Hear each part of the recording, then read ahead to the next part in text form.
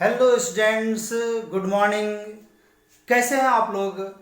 पिछला वीडियो आपने पढ़ा होगा जिसमें केमिस्ट्री का डेफिनेशन बताया गया था। बहुत ही इंपॉर्टेंट डेफिनेशन था। उस डेफिनेशन को काफ़ी एक्सप्लेन किया गया था।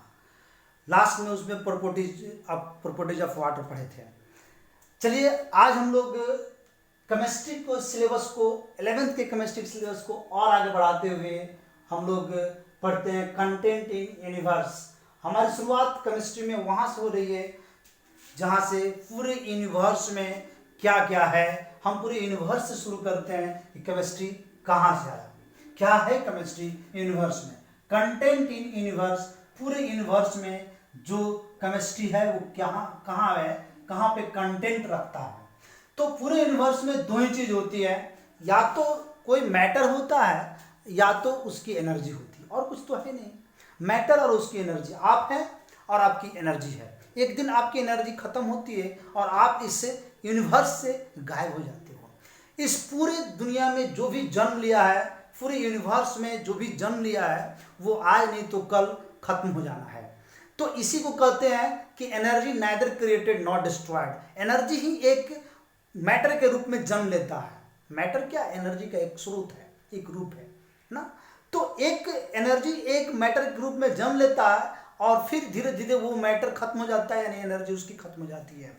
तो इस पूरे कंटेंट इन यूनिवर्स में हमको यही देखना है क्या है, मैटर और उसकी एनर्जी, और कुछ नहीं है। एनर्जी को फिजिक्स में पढ़ना होता है, ठीक है, लेकिन मैटर और वस्तु केमिकल के बारे में जो पढ़ना है, जिससे मैटर बना है, उसी को तो केमिस्ट्री कहते हैं। तो एनर्जी हम लोग फिजिक्स में पढ़ेंगे, लेकिन जो मैटर है ये मैटर हमको केमिस्ट्री में पढ़ना है और इसी को हम आगे बढ़ाएंगे। तो मैटर को दो भागों में क्लासिफाइड हम कर सकते हैं, यानी matter is classified in two parts. First physical classification and second chemical classification. Physical classification that means भौतिक वर्गीकरण कहते हैं। फिजिकल क्लासिफिकेशन हम लोग पिछले क्लास, यानी दैट मीन्स जब हम केमिस्ट्री का डेफिनेशन पढ़ा रहे थे उस समय स्टेट ऑफ मैटर बताए थे। ये there are 5th state of matter बताया गया था, जिसमें सॉलिड, लिक्विड, गैस, प्लाज्मा और BEC Bose, Narendranath Bose, Albert Einstein के द्वारा ये एक 5th स्टेट का बनाया गया था, 5th स्टेट को बनाया गया था। तो सॉलिड, लिक्विड, गैस, प्लाज्मा और बीईसी, इसके बारे में डिटेल्स हम लोग पढ़ चुके हैं पिछले वीडियो में। आज हम लोग पढ़ेंगे इसके आगे केमिकल क्लासिफिकेशन क्या है।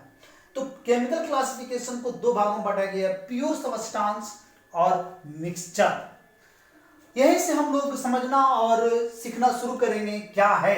देखिए, प्योर सबस्टांस जो है, जो माने कंप्लीट रूप से नेचुरल सबस्टांस होता है, उसको मैन मेड सबस्टांस नहीं होता है, उसको हम लोग प्योर सबस्टांस में लेते हैं। मिक्सचर वो होता है जो कि बनाया जाता है, जिसे हम लोग बनाते हैं, मैन मेड होती है। मिक्सचर क्या होता है?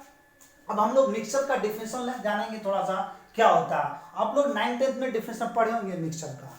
क्या होता है डिफिनेशन?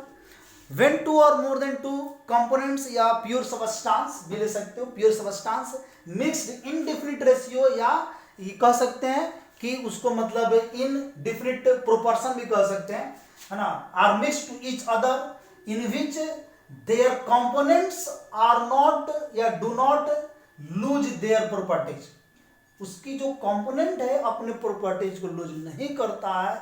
अगर इस तरह का आप मिश्रण तैयार करते हो तो उसका नाम है मिक्सचर।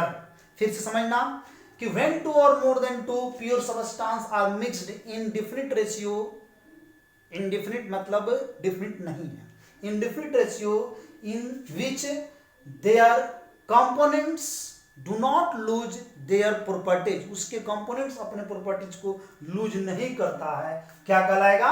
मिक्सचर कहलाएगा। जैसे मान लो कि आप तैयार करते हो वाटर प्लस शुगर मिलाकर एक आप शुगर सॉल्यूशन तैयार करते हो। शुगर सॉल्यूशन, इसमें शुगर सॉल्यूशन में आपने तो हमेशा इसका प्रयोग किया होगा।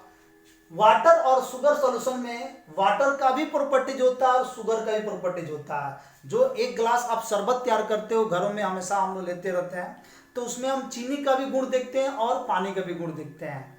थोड़ी सी उसमें नमक मिला दीजिए, कभी कभी हम लोग को डिहाइड्रेशन होता है तो इसका प्रयोग करते हैं चीनी, नमक, पानी। तो उसमें चीनी, नमक और पानी तीनों की प्रॉपर्टी सामान्य रूप से होती है, हमें महसूस होती है कि इसमें तीनों के गुण है, उसको कहते हैं हम लोग, है ना, मिक्सचर कहते हैं। बालू को और पानी को मिला दो, उसमें बालू अपना प्रॉपर्टीज कभी नहीं खोएगा, पानी भी अपना प्रॉपर्टीज नहीं खोएगा, इसको कहते हैं मिश्रण। लेकिन कुछ ऐसे सब्सटेंस आपको बताते हैं जिसमें प्रॉपर्टीज लूज हो जाएंगे। जैसे में आप अगर पानी में मान लीजिए कि आप मिला देते हो सोडियम हाइड्रोक्साइड, केमिकल है सोडियम हाइड्रोक्साइड, तो वहाँ सोडियम हाइड्रोक्साइड अपने प्रॉपर्टीज को लूज कर देता है, तो वो एक कंपाउंड बन जाता है। आप अगर पानी में चावल को रख दो, अब ये तो केमिकल भाषा में हो गया, जनरल भाषा में बताते हैं, पानी में चावल को रख दो तो चावल अपनी रियल जो प्रॉपर्टीज होता है वो खो देता है और वो एक नए प्रॉपर्टीज को लेता है जिसको हम लोग भात कहते हैं। तो इस प्रकार से तो एक नए प्रॉपर्टीज में चले जाता है। तो चावल से भात बनना ये मिश्रण नहीं है, ये एक कंपाउंड्स का निर्माण हो जाता है, एक नए पदार्थ का निर्माण होता है, नए सब्सटेंस का निर्माण होता है, तो ये मिक्सचर कहलाता है। और मिक्सचर भी दो प्रकार के हो गए, होमोजेनियस और हेट्रोजेनियस। ध्यान दीजिएगा, होमोजेनियस मिक्सचर क्या होता है, तो होमोजेनियस में ये जो होता है ना, ये सेम प्रोपोर्शन होता है, इसको कह सकते हैं हम लोग कि इसका प्रोपोर्शन जो होता है वो फिक्स्ड नहीं होता है, डू नॉट फिक्स्ड प्रोपोर्शन। इसमें हम लाते हैं एक इसका एग्जांपल दिखाते हैं आप लोगों को होमोजेनियस का। होमोजेनियस का एग्जांपल यही ले लो ना, शुगर सॉल्यूशन होमोजेनियस का सबसे अच्छा एग्जांपल है, यहां पे लिख सकते हैं sugar solution. Sugar solution homogeneous का एक बहुत ही अच्छा एग्जांपल है। हर दशा में, हर मतलब जगह पे उसका जो रेशियो होता है बिल्कुल बराबर होता है, मिश्रण का रेशियो बराबर होता है, सेम प्रोपोर्शन में मिलता है, उनकी प्रोपोर्शन जो होती है बिल्कुल सेम होती है। यानी कि कह सकते हो कि a mixture whose components are mixed in same proportion। ये बहुत आसान डिफिनेशन है। A mixture whose components are in same proportion known as homogeneous, है ना, होमोजेनियस मिक्सचर।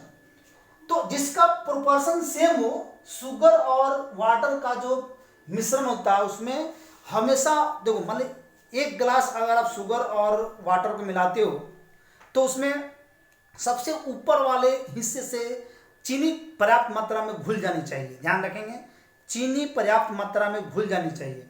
तो ऊपर के हिस्से को एक चम्मच लेकर आप पीते हो तो वहाँ पे जो स्वाद आएगा, चीनी का मिठास जो होगी, सबसे निचले स्तर पर, सबसे बेस में जो होगा उसका भी मिठास सेम होगी जब चीनी कंप्लीट रूप से घुल जाएगा। इसको कहते हैं होमोजेनियस मिश्रण, इनका रेशियो बराबर होता है, सेम प्रोपोर्शन मिलते हैं। हेट्रोजेनियस में हम लिख सकते हैं सैंड प्लस वाटर। सैंड और वाटर का मिश्रण जो होता है हेट्रोजेनियस होता है, इनका जो प्रोपोर्शन होता है वो सेम नहीं होता है, इंडेफिनिट प्रोपोर्शन होती है। जैसे मान लो कि एक गिलास अगर वाटर में बालू थोड़ा सा मिला दें तो बालू जो है ना उसके बेस में ज़्यादा रहेगा, उसकी मात्रा ज़्यादा रहेगी और उसके ऊपर वाले हिस्सा में कम रहेगी, इसको कहते हैं हेट्रोजेनियस मिक्सचर। अब आइए देखते हैं एलिमेंट्स क्या है। तो एलिमेंट्स क्या है, तो कहता है कि एलिमेंट्स एक प्योर फॉर्म है सब्सटेंस का which properties can not be divided. यानी कहता है कि element is pure form of substance whose properties cannot be divided, जिसकी प्रॉपर्टीज को हम डिवाइड नहीं कर सकते हैं, जैसे में sodium, aluminium, calcium, magnesium, etc। ये सभी एलिमेंट का डिफिनेशन हो गया। एलिमेंट एक प्योर फॉर्म ऑफ सब्सटेंस है जिसकी प्रॉपर्टीज को हम डिवाइड नहीं कर सकते हैं। अब आते हैं कंपाउंड। कंपाउंड क्या है, मिक्सचर और कंपाउंड के डिफिनेशन में थोड़ी सी चेंजिंग होती है। तो कंपाउंड का डिफिनेशन कहता है कि when two or more than two components are mixed to definite proportion, है ना, by ये mass, यहां लिख सकते हैं इसको, when two or more than two substance mixed या combined to each other in fixed ratio, ठीक है। रेशियो उनका क्या होता है, फिक्स्ड होता है, इस बात को समझ लीजिएगा, बाय मास, और उनके मास को जोड़ लेंगे, fixed ratio by mass, known as compound, उसे हम लोग क्या कहते हैं, कंपाउंड कहते हैं, जिसमें दो या दो से अधिक सबस्टांस मिलाएंगे। यहाँ भी दो या दो से अधिक सबस्टांस मिलाते थे, लेकिन दोनों में अंतर क्या है, यहाँ फिक्स्ड रेशियो है, यहाँ पे इसका रेशियो फिक्स नहीं होता है, किसी भी रेशियो मिलाया जाता है। तो इनके मिलाने से इनके कंपोनेंट्स अपने नेचर को बदल देते हैं, अपने प्रॉपर्टीज को लूज कर देते हैं, अपने प्रॉपर्टीज को खो देते हैं। जैसे मान लो कि हम कंपाउंड का एक एग्जांपल दिखाते हैं आप लोगों को। कंपाउंड का एग्जांपल हम लेते हैं, कंपाउंड का क्या एग्जांपल होगा आइए देखते हैं। कंपाउंड का एग्जांपल लेते हैं, मान लो कि H2+O2, चाहे एक और दूसरा एग्जांपल लेते हैं, सोडियम प्लस क्लोरीन बनाता है NaCl। तो इसमें जो है सोडियम एक ऐसे मेटल है जो कि काफी एक्टिव मेटल है, और एयर के संपर्क में आते ही उसमें आग लग जाता है, और इसका जो रिएक्टिविटी है एयर के से ज्यादा आपका वाटर में होता है, माने एयर से ज्यादा इसकी रिएक्टिविटी वाटर में पाई जाती है। मान लो कि तुम सोडियम खाते हो तो तुम्हारे जीभ पर एक वाटर का रूप होता है लार, तो उससे सोडियम जो है उससे रिएक्शन करके, लार से रिएक्शन करके पूरा आग लग जाएगा तुम्हारे मुंह में, यानी सोडियम तुम नहीं खा सकते हो। सोडियम दैट मीन्स पॉइजन है। क्लोरीन गैस ब्लीचिंग पाउडर से निकलती है, क्लोरीन गैस सफोकेशन होती है, उससे भी दम घुट जाता है, यानी इसको भी आप नहीं ले सकते हो।